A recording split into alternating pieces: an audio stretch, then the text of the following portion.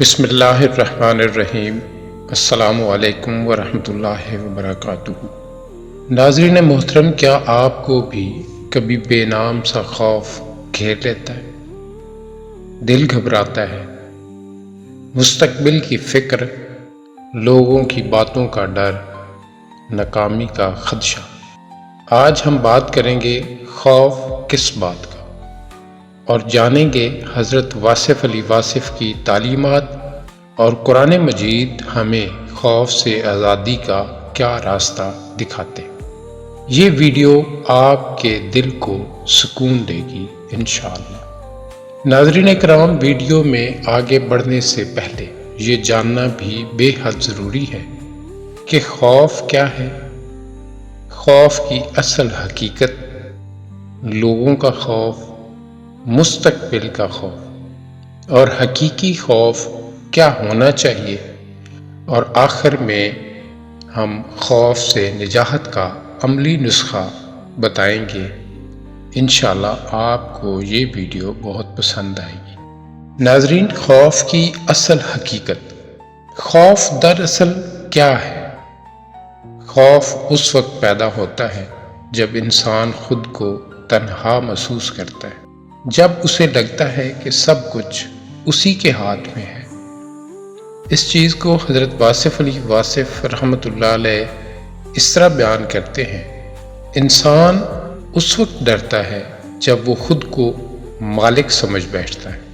ناظرین، اگلا سوال یہ پیدا ہوتا ہے کہ ہم ڈرتے کیوں ہیں؟ کیونکہ ہم نتیجہ اپنے ہاتھ میں رکھنا چاہتے ہیں، لیکن قرآن پاک ہمیں یاد دلاتا ہے، اور جو اللہ پر بھروسہ کرے تو وہ اس کے لیے کافی ہے۔ اگر اللہ کافی ہے تو پھر خوف کس بات کا؟ سورہ الطلاق۔ ناظرین، آگے سمجھتے ہیں کہ لوگوں کا خوف کیا ہے۔ اکثر ہمارا سب سے بڑا خوف لوگ ہوتے ہیں۔ لوگ کیا کہیں گے؟ اگر میں ناکام ہو گیا تو؟ اگر کسی نے چھوڑ دیا تو؟ لیکن ہم اس طرف غور نہیں کرتے کہ قرآن ہمیں کیا ارشاد فرماتا ہے۔ قرآن میں ارشاد ہے: یہ شیطان ہے جو اپنے دوستوں سے ڈراتا ہے، پس تم ان سے نہ ڈرو بلکہ مجھ سے ڈرو اگر تم ایمان والے ہو۔ آل عمران۔ یعنی لوگوں کے خوف میں جینا شیطانی وسوسہ ہے۔ حضرت واصف علی واصف فرماتے ہیں: لوگوں کی ناراضگی سے ڈرنے والا کبھی اللہ کی رضا حاصل نہیں کر سکتا۔ جب بندہ صرف اللہ کی رضا کو مقصد بنا لیتا ہے تو دنیا کے ڈر ختم ہو جاتے ہیں۔ ناظرین، آگے سمجھتے ہیں کہ مستقبل کا خوف کیسے اثر انداز ہوتا ہے۔ سب سے زیادہ خوف ہمیں مستقبل سے ہوتا ہے۔ کل کیا ہوگا؟ نوکری رہے گی یا نہیں؟ بیماری نہ آ جائے، نقصان نہ ہو جائے۔ لیکن قرآن ہمیں ایک عظیم سچ بتاتا ہے: زمین میں کوئی مصیبت نہیں آتی مگر وہ پہلے سے لکھی جا چکی ہے۔ سورہ الحدید۔ جب سب کچھ اللہ کے علم میں ہے تو پریشانی کیوں؟ حضرت واصف علی واصف رحمۃ اللہ علیہ فرماتے ہیں: جو کل کا مالک ہے وہی میرا مالک ہے، پھر میں کیوں ڈروں؟ جب یقین مضبوط ہو جائے تو مستقبل کا اندھیرا بھی روشنی بن جاتا ہے۔ ناظرین کرام، آئے سمجھتے ہیں کہ حقیقی خوف ہمیں کیا ہونا چاہیے۔ اسلام ہمیں خوف ختم کرنے کا نہیں بلکہ خوف کا رخ درست کرنے کا درس دیتا ہے۔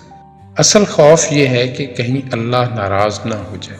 قرآن پاک میں ارشاد ہے: خبردار، بے شک اللہ کے دوستوں پر نہ کوئی خوف ہوگا اور نہ وہ غمگین ہوں گے۔ سورہ یونس۔ ناظرین محترم، جو اللہ کا ہو گیا وہ خوف اور غم سے آزاد ہو گیا۔ یعنی خوف کو مخلوق سے ہٹا کر خالق کی طرف کر دو، یہی ایمان کی بلندی ہے۔ ناظرین اکرام، اب جانتے ہیں کہ اس خوف سے آزادی کا عملی نسخہ ہمیں کیا اپنانا چاہیے۔ اگر آپ واقعی خوف سے نکلنا چاہتے ہیں تو 3 کام ضرور کریں۔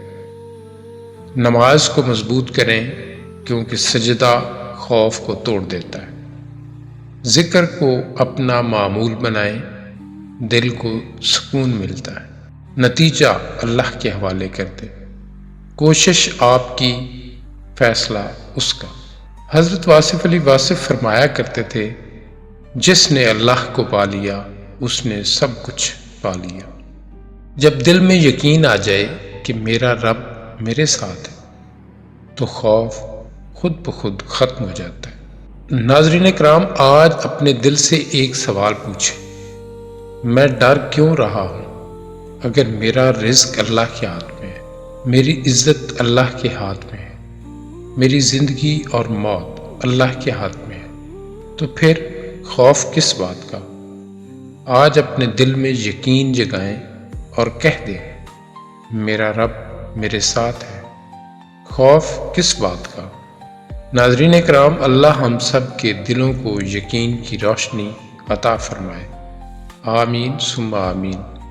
ناظرین کرام، اگر آپ کو یہ پیغام اچھا لگا تو اس کو لائک اور شیئر ضرور کریں اور چینل کو سبسکرائب کرنا مت بھولیں۔